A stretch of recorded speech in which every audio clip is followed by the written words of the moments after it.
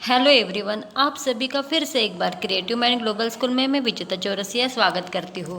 बच्चों, आज हम कक्षा 6 का पाठ नंबर 2 किसान का न्याय पढ़ेंगे। ठीक है, क्या नाम है हमारे पाठ का? किसान का न्याय।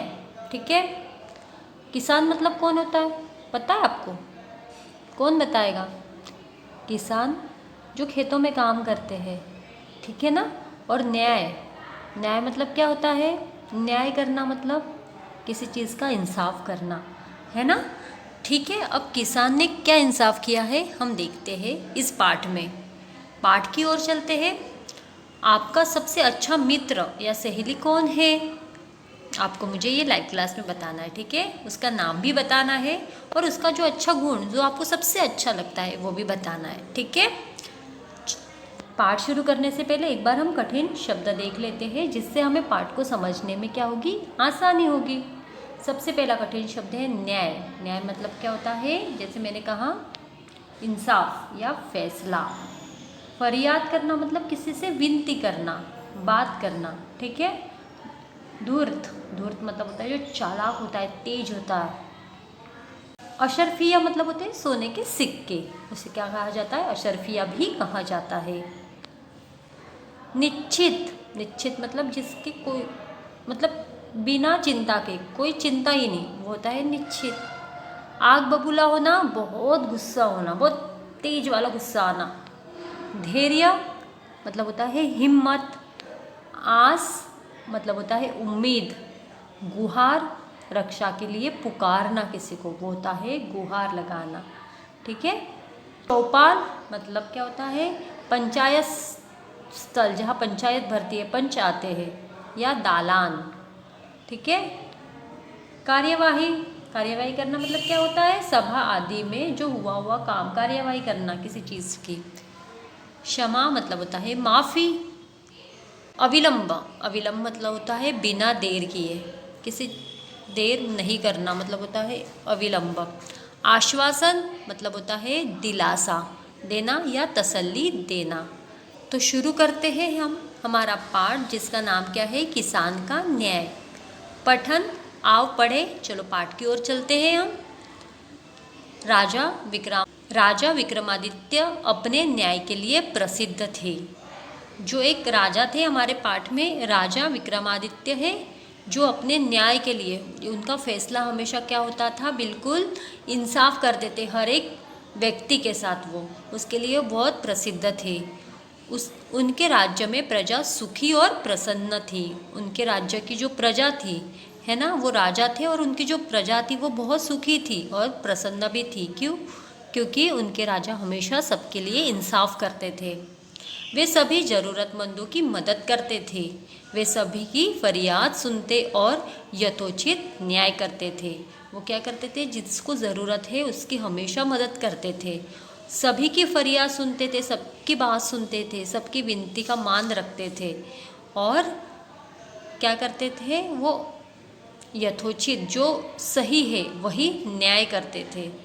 कोई भी उनके दरबार से निराश होकर नहीं जाता था। प्रजा भी उनका बहुत सम्मान करती थी। कोई भी उनके जो दरबार में आता था वो कभी भी निराश होकर नहीं जाता था। और जो प्रजा थी उनकी, वो हमेशा उनका बहुत क्या करती थी? सम्मान करती थी। उन्हीं के राज्य में एक व्यापारी रहता था। राजा विक्रमादित्य के राज्य में कौन रहता था? एक व्यापारी रहता था, जो व्यापार करते हैं। ठीक है। उसका नाम था देवदत्त। क्या नाम था? उसका नाम देवदत्त था। वह बहुत ही भोला भाला और नेक व्यक्ति था। देवदत्त कैसा था? बहुत ही भोला भाला और नेक, बहुत अच्छा इंसान था। धूर्त और चालाक लोग उसके भोलेपन का क्या करते थे? फायदा उठाते थे। जो धूर्त होते, चालाक, तेज लोग होते हैं, वो उसके हमेशा भोलेपन का क्या करते थे? फायदा उठाते थे, उसे ठग देते थे, है ना। एक दिन तड़के ही उसे एक सपना आया। एक दिन क्या हुआ? उसे एक सपना आया। सपने में एक साधु महाराज आए और कहने लगे। अब उसके सपने पे कौन आया था? एक साधु महाराज। अब वो क्या कह रहे हैं? पुत्र, तुम इतने बड़े व्यापारी हो, ईश्वर ने तुम्हें सब कुछ दिया है, फिर तुम तीर्थ यात्रा पर क्यों नहीं जाते? कुछ पुण्य कमा लो, वही तुम्हारे साथ जाएगा। एक दिन क्या होता है, विक्रमादित्य को एक सपना आता है। सपने में उनके कौन आता है? साधु महाराज आते हैं।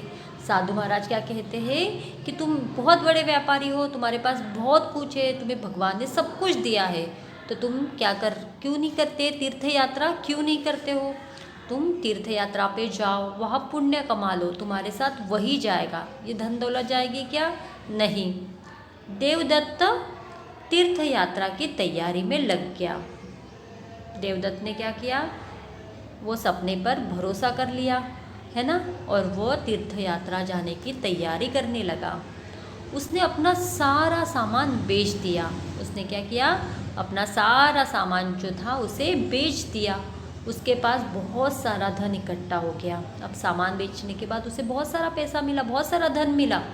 उसने क्या किया? उसे बहुत सारा धन इकट्ठा हो गया था। उसने सोचा कि तीर्थ यात्रा से आने के बाद वह एक मंदिर बनवाएगा और उसी में पूजा अर्चना किया करेगा।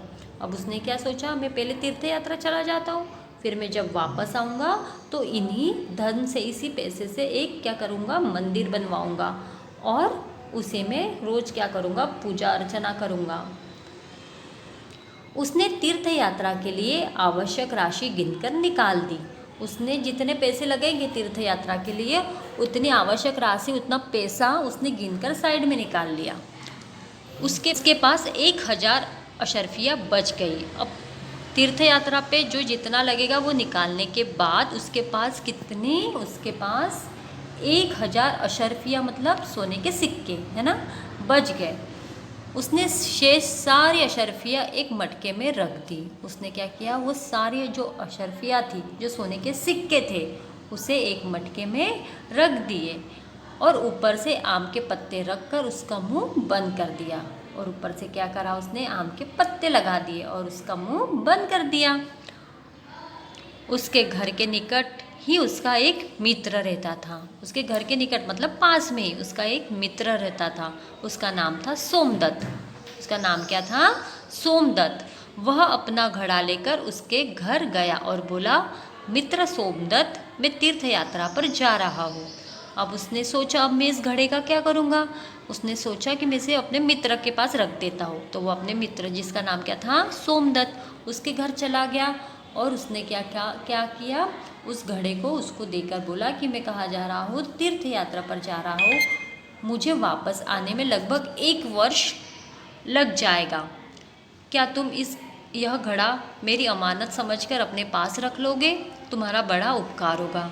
उसने क्या कहा कि ये जो घड़ा है इसे तुम संभाल लेना मेरी अमानत समझकर, तुम्हारा बहुत उपकार होगा। मैं 1 वर्ष लगेगा मुझे तीर्थ यात्रा में, मैं तब तक फिर से आके अपना घड़ा ले लूँगा। ठीक है, आगे का पाठ हम अगले वीडियो में पढ़ेंगे। तब तक आपको पाठ का पठन करना है। धन्यवाद बच्चों।